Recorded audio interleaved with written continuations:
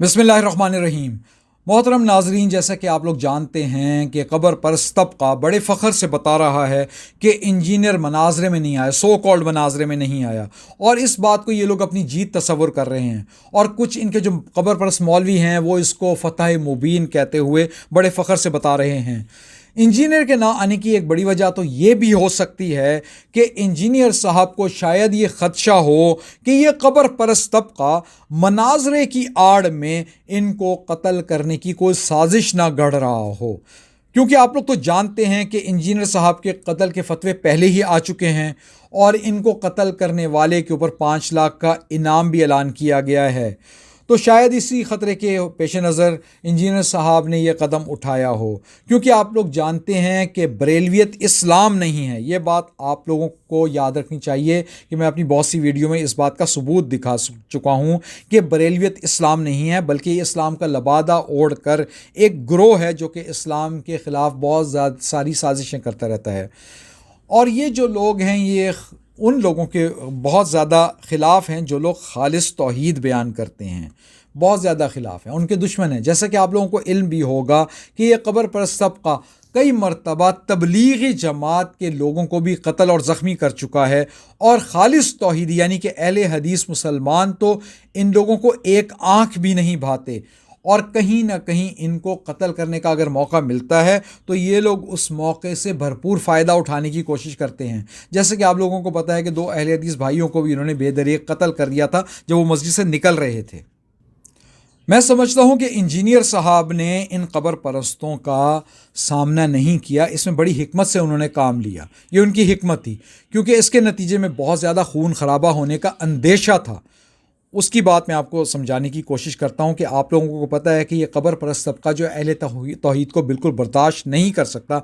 अहले तौहीद की तौहीद बयान करना यानी कि अल्लाह ताला की वहदानियत बयान करना, और ये बयान करना कि अल्लाह ताला ही से सब कुछ होता है, गैरुल्लाह से कुछ नहीं होता, जब कोई भी अहले तौहीद बंदा जो है ये बात बयान करता है तो इनको बिल्कुल भी बर्दाश्त नहीं होता। और इसका सबूत मैं आपको अपनी वीडियो में दिखा चुका हूँ, कई दफ़ा दिखा चुका हूँ। एक सबूत वो आपके सामने, आपको शायद वीडियो याद हो, आप वो वीडियो मेरी इसमें चैनल से निकाल कर देख सकते हैं कि एक जो है अहले तौहीद बंदा जो है स्टेज के ऊपर बयान कर रहा है, कब्र परस्तों का स्टेज है, उसमें तौहीद उसने बयान करनी शुरू कर दी है कि अल्लाह ताला तुझसे ही सब कुछ होता है, हम तेरे ही बंदे हैं और तेरे अलावा कोई दाता और दस्तगीर नहीं है। ये बातें उसने जो है बयान करनी शुरू कर दी। तो ये कब्र परस्तों को बहुत ज़्यादा तकलीफ़ हुई, इनके चेहरे स्याह पड़ गए और इन्होंने उसको धक्के मार के स्टेज से बाहर उतार दिया।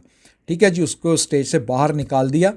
तो ये तमाम चीज़ें ये लोग किया करते हैं। अब बिलफर्ज इंजीनियर साहब इनका जो है सामना कर लेते, एकेडमी में मौजूद होते, तो फिर क्या हो सकता था।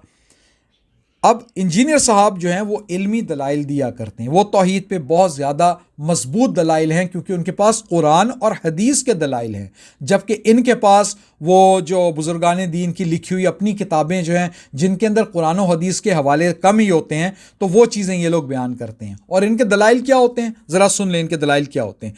अगर ये कहते हैं जनाब हम अगर अपने फौतशुदा से दुआ मांगते हैं तो तुम लोग जो है वो भी तो अपनी मदद के लिए डॉक्टर के पास जाते हो कि भाई अगर अपने पीर को बुला लिया तो तुम भी तो पुलिस को मदद के लिए बुलाते हो, और तुमने अभी भी तो एकेडमी के अंदर मदद के लिए पुलिस को बुला लिया, तो हमने अगर अपने पीर को बुला लिया तो ऐसा कौन सा हमने कोई शिरक कर दिया। तो ये इस किस्म के बोंगे किस्म के दलाइल ये लोग दिया करते हैं, यानी इनके पास कोई ठोस दलील नहीं होती जो कि कुरान और सुन्नत पे मबनी होती है, अपने जज्बाती किस्म के दलाइल होते हैं इनके पास। अब मिसाल के तौर पे वहाँ पे ये लोग जब अपनी सो कॉल्ड मनाजरा कर रहे होते तो ये लोग आपको पता है कि शरीर किस्म के लोग होते हैं, ताक में लगे रहते हैं कि कोई ना कोई बहाना बना के किसी को गुस्ताख साबित कर दें। मिसाल के तौर पे इंजीनियर साहब से कोई ना कोई ऐसी बात निकल जाती तो जब और इनके पास उसका कोई जवाब ना होता, कोई दलील ना होती, तो फिर ये लोग मौका तलाश करते कि किसी ना किसी तरह इंजीनियर को गुस्ताखी में पकड़ लें। फतवे तो पहले ही आए हुए हैं, लोग तो पहले तैयार खड़े हुए हैं बाहर,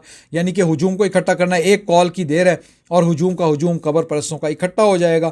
तो वो लोग क्या कर सकते थे, वो लोग इंजीनियर को उसी वक्त कह सकते थे कि जनाब इसने बड़ी गुस्ताखी कर दी, और हुजूम में कोई बात जो है सुनने को तैयार नहीं होता इंजीनियर की कि इंजीनियर क्या कह रहे हैं, तो उसको पकड़ लेते, गिरबान से पकड़ के वो एकेडमी के अंदर या एकेडमी के बाहर घसीटते हुए लेके आते। वहाँ पे इंजीनियर साहब के जो थे एकेडमी में जो लोग आते हैं उनको सुनने के लिए, वो लोग भी मौजूद होते, या उनके जो स्टूडेंट اسٹوڈنٹس ہیں وہ بھی وہاں پہ موجود ہو سکتے تھے. یہاں سے دوسری طرف جو ہے یہ قبر پرست طبقہ بھی ہوتا تو وہاں پہ ایک کلیش ہو سکتا تھا, بہت بڑا خون خرابہ ہو سکتا تھا, جو کہ بہت زیادہ ممکن تھا. اور اس خون خرابے میں جو ہے بہت ساری جانیں جو تھیں, معصوم جانیں جا سکتی تھی, بے قصور لوگ مارے جا سکتے تھے. چنانچہ اس چیز کو کرٹیل کرنے کے لیے انجینئر صاحب نے بڑی حکمت عملی سے کام لیا. انہوں نے اپنے آپ کو ڈرپوک کہلوانا جو ہے وہ منظور کر لیا. انہوں نے کہا اس وجہ سے کسی کا جانی یا مالی نقصان نہ ہو, مجھے چاہے جو مرضی کہتے رہو. کیونکہ انجینئر صاحب کا مین مقصد ہے کہ اللہ اور اس کے رسول صلی اللہ علیہ وسلم کی بات کو واضح طور پہ قرآن اور حدیث کے دلائل کے ساتھ رکھ دینا. اور ہمیں پتہ ہے ایاک نعبد و ایاک نستعین کہ یا اللہ پاک ہم تیری ہی عبادت کرتے ہیں اور تجھ سے مدد جاتے ہیں. ہمارے نبی پاک صلی اللہ علیہ وسلم کی ساری زندگی اس بات کا جو ہے عملی نمونہ نظر آتی ہے. جب ہمیں رسول اللہ صلی اللہ علیہ وسلم کی جو ذات مبارک جن میں ہمیں عملی نمونہ ہے اسی کے اوپر ان قبر پرستوں کا جو ہے عمل نہیں ہے تو انجینئر کو یہ کس کھاتے میں لیتے ہوں گے, تو آپ لوگ خود ہی سمجھ سکتے ہیں. تو انجینئر نے کہا جب میں نے ایک بات جو ہے ان کو پہنچا دی ہے, ساری کی ساری بات دلیل کے ساتھ, قرآن موجود ہے ان لوگوں کے پاس, حدیث موجود ہے ان لوگوں کے پاس, تو پھر یہ لوگ کس لوگوں سے دعائیں مانگنے کا, بزرگان دین سے دعائیں مانگنے کا یہ لوگ وہ کرتے ہیں. اصل تکلیف ہی ان لوگوں کو یہ ہے کہ یہ جو ہے ان لوگوں کی دکانیں بند کراتا ہے انجینئر. ان لوگوں کے درباروں کے اوپر جو دکانیں ان کے ڈپارٹمنٹل سٹور بنے ہوئے ہیں ان کو بند کراتا ہے. تو یہ قبر پرست طبقہ اسی لیے انجینئر کا دشمن ہو چکا ہے. تو ہو سکتا ہے کہ یہاں پہ خون خرابے میں انجینئر کو مار دیا جاتا اور بعد میں یہ لوگ دندناتے پھرتے اور کہتے جناب ہم نے ایک گستاخ قتل کر دیا. اور پھر یہ لوگ جو تھے وہ, آپ کو پتہ ہے کہ ہجوم کے اندر جب کسی کو قتل کیا جاتا ہے تو اس کا کوئی ٹرائل جو ہوتا ہے, ٹرائل اگر ہو بھی جائے تو اس کا کوئی نتیجہ نہیں نکلتا, اس کو شک کا فائدہ دے کے اس کو بری کر دیا جاتا ہے, یا کہتے ہیں جناب یہ تو بہت بڑا موب تھا, ہجوم تھا, ہجوم نے قتل کر دیا, کس نے کیا مارا کچھ سمجھ نہیں آ رہی, کچھ پتہ نہیں چل رہا. تو ایسے کیسز کے اندر یا تو اگر سزا ہوتی بھی ہے تو بہت تھوڑی سی ہوتی ہے, معمولی سی ہوتی ہے. اول تو سزا ہونے کا سوال ہی پیدا نہیں ہوتا. آپ دیکھ سکتے ہیں پچھلے کتنے کیسز میں, ایسے کیسز میں کس کو سزا ہوئی ہے اس طرح کے موب کے قتل کے دوران, کہ موب نے قتل کر دیا ہے کسی کو اور ان کو کسی کو سزا ہوئی ہو. اس طرح کے بہت کم, اکا دکا ہی شاید ایسے واقعات ہوں اگر بالکل کلیئر ٹھوس ثبوت آ جائے. تو یہاں تو انہوں نے ایک وہ کھڑا کر دینا تھا, فساد کھڑا کر دینا تھا کہ جناب ہم نے تو ایک گستاخ کو مارا ہے اور آپ لوگ ہمیں سزا دے رہے ہیں وغیرہ وغیرہ. تو اس لیے کورٹ کو بھی انڈر پریشر کر سکتے تھے یہ لوگ.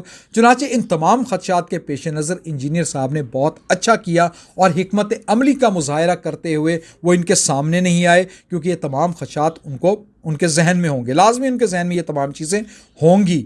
اور اس کے علاوہ ایک اور بات, انجینئر صاحب کا کام تو صرف اور صرف حق اور سچ کی بات کرنا ہے اور آپ کے سامنے دلائل کے ساتھ لے کے آنا ہے.